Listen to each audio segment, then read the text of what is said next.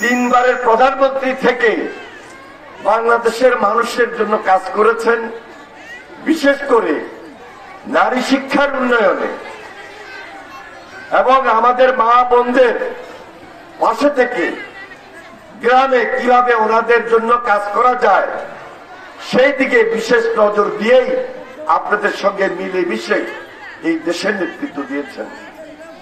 বেগম খালেদা জিয়া একজন মহিষী নারী। তিনি স্বাধীনতার সময় জেল খেটেছিলেন। তিনি একজন মুক্তিযোদ্ধা। আজকে বেগম খালেদা জিয়া এত বেশি অসুস্থ, কারণ বিগত 17টা বছর ওনার উপর এত অত্যাচার, এত নির্যাতন, মামলা দিয়ে মাসের পর মাস স্যাঁতস্যাঁতে কারাগারে বন্দী করে রাখা হয়েছিল। মিথ্যা মামলা সাজা দিয়েছে। তিনি সুস্থভাবে জেলখানায় গিয়েছেন, হেঁটে গিয়েছেন, অসুস্থ অবস্থায় বের হয়েছেন। কারণ ওই ফ্যাসিস্ট হাসিনা ক্ষমতায় থাকাকালীন তার উপর এত অত্যাচার করেছিল, খাওয়ার সঙ্গে বিষ পর্যন্ত মিশিয়ে দিয়ে তাকে অসুস্থ করে রেখেছে। সেই অসুস্থতার পর উনি মুক্তি পেয়েছিলেন।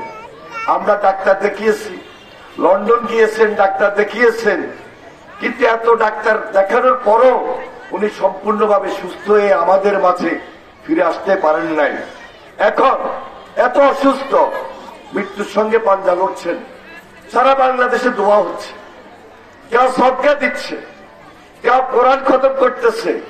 আপনারা অনেকেই গত 17 বছর তার জন্য নামাজের বিস্তায় ছিলেন, তবজি হাতে তার জন্য দোয়া করেছেন, চোখের পানি ফেলেছেন। এই বেগম খালেদা জিয়ার জন্য আজকে সারা বাংলাদেশের মানুষ দোয়ারত অবস্থায় আছে। মহান আল্লাহ তাআলা যেন ওনাকে সুস্থভাবে আমাদের মাঝে রাখেন, কারণ তিনি আমাদের শ্রদ্ধার জায়গা, তিনি আমাদের সম্মানের জায়গা, তিনি আমাদের অনুপ্রেরণা, তিনি আমাদের সাহস, তিনি আমাদের মনোবল। তিনি শুধু জীবিত আছেন এটাই আমরা মনে করি। এই সাহস দিয়ে আমরা আপনাদের পাশে কাজ করতে আমাদের একটা মনোবল কাজ করবে, সাহস কাজ করবে। এই জন্য আপনারা ওনার জন্য বিশেষ দোয়া করবেন। প্রেসিডেন্ট জিয়া কখনো শহরে বসে থাকেন নাই।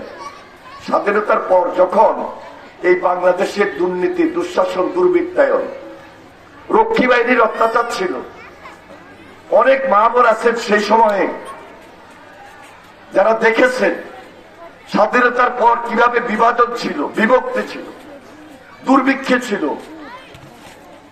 অনেকে যারা সচেতন দেখেন নাই তারা আজকালকে সোশ্যাল মিডিয়াতে খুব কাছ থেকে দেখছেন। স্বাধীনতার পরে বাংলাদেশে একটা লুটতরাজ ছিল, একটা স্বাভাবিক সরকার ছিল না।